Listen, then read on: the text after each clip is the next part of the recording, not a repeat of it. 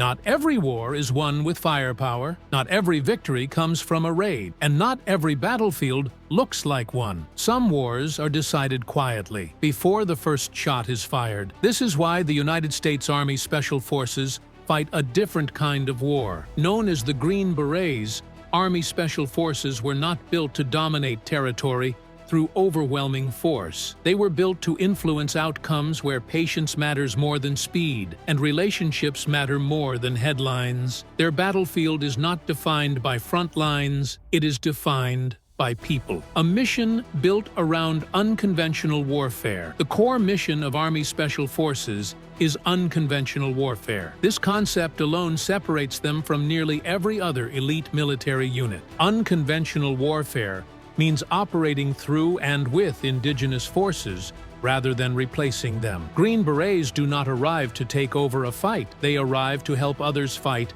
and ultimately win on their own terms. This approach recognizes a hard truth of modern conflict. Lasting victory cannot be imposed from the outside. Stability must be built internally. Green Berets embed themselves alongside partner forces, resistance movements, or host nation military. They train them, advise them, equip them, and, when necessary, fight alongside them. The objective is not short-term success, but long-term capability. Where other units focus on defeating enemy, Army Special Forces focus on strengthening allies. Where others count success in targets eliminated, Green Berets measure success in institutions built, trust established, and local forces capable of standing alone. This makes their work slower and far more complex. Influence over firepower. Green Berets understand something many forces never need to confront. You can win every tactical engagement and still lose the war. Firepower can remove threats,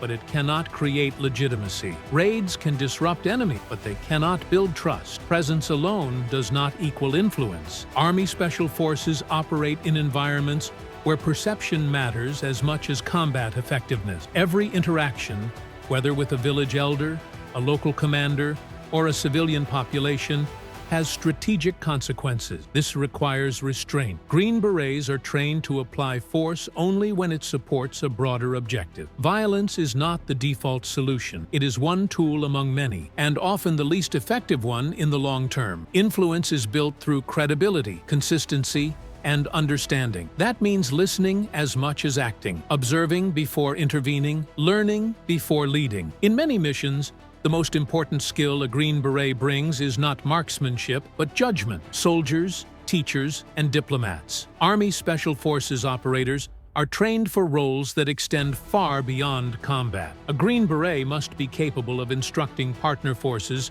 in weapons handling, small unit tactics, medical care, and engineering. Teaching is not secondary, it is central to the mission, but instruction alone is not enough. They must also function as diplomats. That means navigating local politics, tribal dynamics, historical grievances, and power structures that may have existed for generations. A single misstep can undermine months of progress. This is why Green Berets are expected to understand culture deeply. Language training is mandatory, not optional. Cultural awareness is not a soft skill, it is a survival skill. A Green Beret may spend hours sitting with local leaders, drinking tea, listening to grievances, and building rapport. These moments may appear insignificant, but they often determine whether cooperation exists when it matters most. Combat readiness is always present, but diplomacy often decides whether combat becomes necessary. Detachments designed for independence. The structure of Army Special Forces reflects their mission. Each operational detachment alpha, commonly known as an ODA, is a small, highly specialized team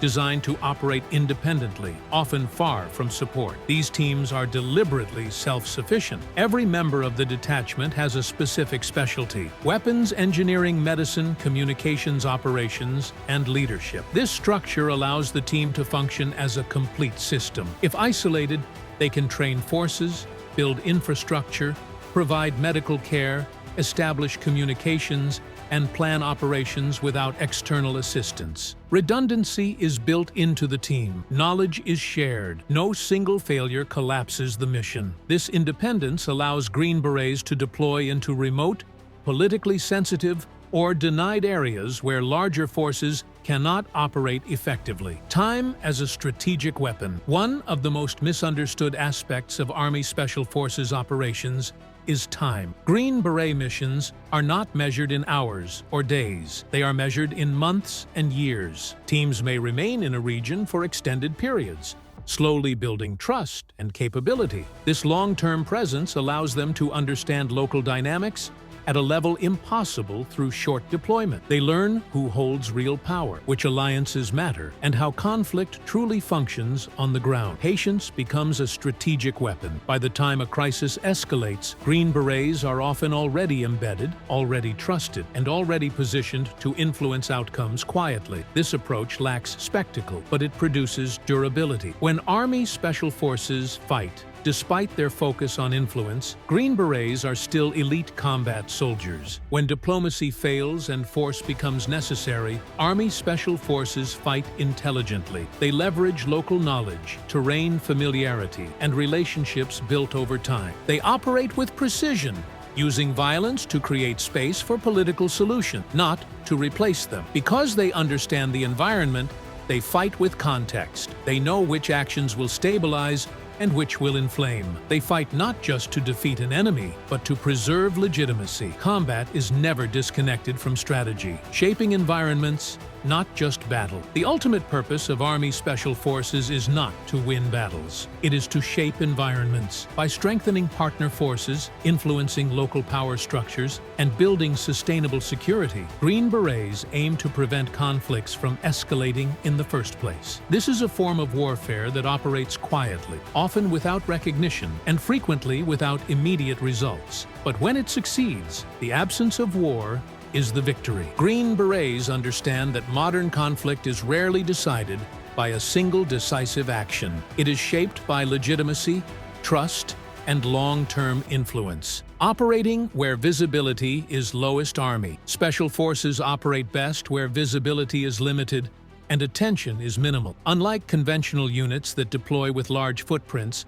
Green Berets are often most effective when no one notices they are there. Their missions frequently take place in politically sensitive regions, where overt military presence could escalate tensions rather than resolve them. Low visibility allows flexibility. It allows conversations to happen quietly. It allows local leaders to maintain legitimacy without appearing controlled by external forces. And it allows solutions to develop organically instead of being imposed. Green Berets understand that in many environments, perception is reality. Too much visibility can undermine trust, provoke resistance, or empower adversaries. By operating discreetly, they give local partners space to take ownership of their own security. This quiet approach is intentional. It reflects an understanding that influence works best when it is subtle, sustained, and credible. Mental discipline in an unconventional fight. Unconventional warfare places unique psychological demands on those who fight. Army Special Forces operators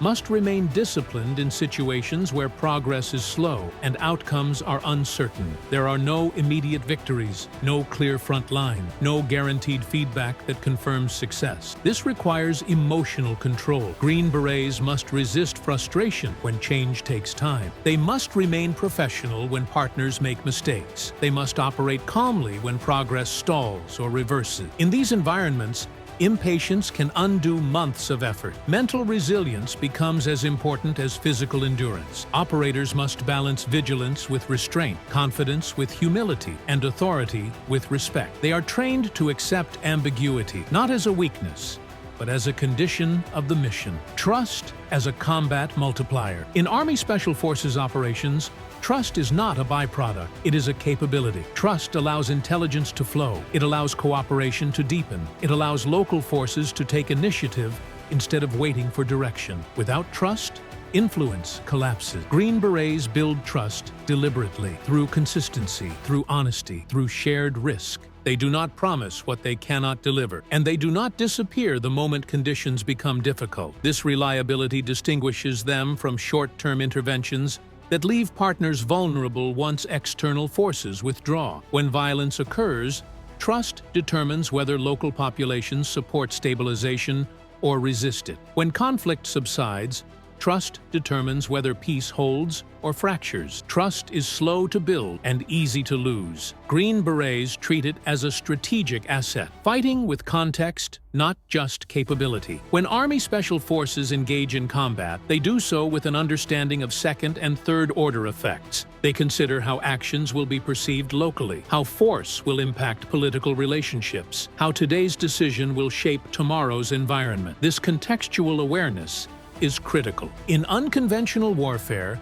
a tactically successful operation can still be strategically damaging if it undermines legitimacy or alienates key partners. Green Berets fight to enable stability, not replace it. Force is applied surgically, with restraint and intent. This discipline allows them to operate in complex environments where conventional rules of engagement may be insufficient to achieve lasting results. Why this kind of war matters more than ever. Modern warfare rarely follows conventional patterns. Conflicts are fragmented, political, and deeply embedded within civilian population. Winning requires more than firepower. It requires understanding. Army Special Forces were built for this reality. Their ability to operate patiently, influence quietly, and adapt intelligently makes them uniquely suited for modern conflict. They fight a different kind of war, not because it is easier, but because it is harder, and because, in today's world, it is often the only kind that can truly be won.